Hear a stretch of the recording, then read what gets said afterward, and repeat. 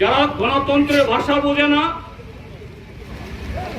লুট ছাড়া, অন্যায় ছাড়া যাদের ভাবনা চিন্তার মধ্যে আর কিছু নেই, তারা আমাদের এই কর্মসূচির পর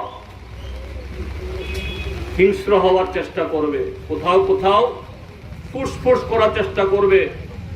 বিন্দু মাত্র ভয় পাবেন না। শুধু একসাথে ঘর হতে বের হন, একসাথে আওয়াজ তুলুন, একসাথে প্রতিবাদ করুন। দেখবেন সংখ্যা গরিষ্ঠ মানুষ আপনার পক্ষে, আমাদের পক্ষে, গণতন্ত্রের পক্ষে, শান্তির পক্ষে। তখন ওই থানাগুলোতে 2-4 জন, সবাই না, মুষ্টিমেয় কিছু মেরুদণ্ডহীন অফিসার আছেন যারা এই তল্পি বাহক ছাড়া আর কিছু না, পদলেহনকারে। এরা তখন অন্যদেরকেও প্রভাবিত করে এই সমস্ত সমাজ বিরোধীদেরকে পরোক্ষে সহযোগিতা করার চেষ্টা করে। নামুন, দেখবেন থানার ভেতরেও যারা এরকম ভাবে অন্যায় চায় না, এরকম ভাবে মানুষের অধিকার ভুলুণ্ঠিত হোক চায় না, অফিসার, কনস্টেবল, অন্যান্য সবার মধ্যে এদেরই সংখ্যা বেশি। তারাও বেরিয়ে আসবেন।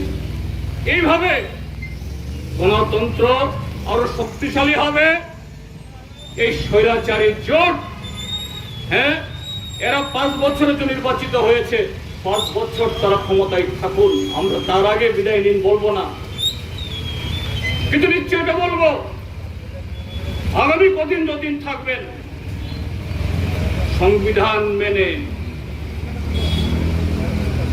গণতান্ত্রিক যে অধিকার মানুষের, এটাকে সম্মান দিয়ে চলতে হবে। তা না হলে এই ত্রিপুরাজ্যের মানুষ কাউকে রেহাই দেবে না। আজ আগামী দিন এইভাবে এই রাজ্যের অন্ধকার যাতে আর সম্প্রসারিত না হয়, এখন থেকেই ঘরে ঘরে প্রস্তুতি নেওয়ার জন্য সমস্ত বন্ধুদের, যারা শুধু সিপিএম করেন, তফসিলি জাতি সমন্বয় সমিতি করেন, তারা না, এই সময়তে ভুল করে বা নানা মোহে যারা বিজেপি করেছেন, তারাও হারে হারে টের পেয়েছেন। তাদের কাছেও আমি আহ্বান জানাবো, বেরিয়ে আসুন। এটা সিপিএম এর জয় হবে না, এটা গণতন্ত্রের জয় হবে। গণতন্ত্র যদি জয়ী হয়, আমি আপনি সকলেই সেই গণতন্ত্রের স্বাদ ভোগ করতে পারবো, যা ছিল ত্রিপুরাজ্যের মধ্যে বিগত 25টা বছর। এবং সেইভাবে সেই 25টা বছর এ রাজ্য ভারতবর্ষের মধ্যে একটা অনন্য বিকল্প কর্মসূচির মধ্য দিয়ে উঠে দাঁড়ানো, আত্মসম্মানে বড় রাজ্য তৈরি হয়েছিল। আমরা আবার সেই ত্রিপুরা করতে চাই।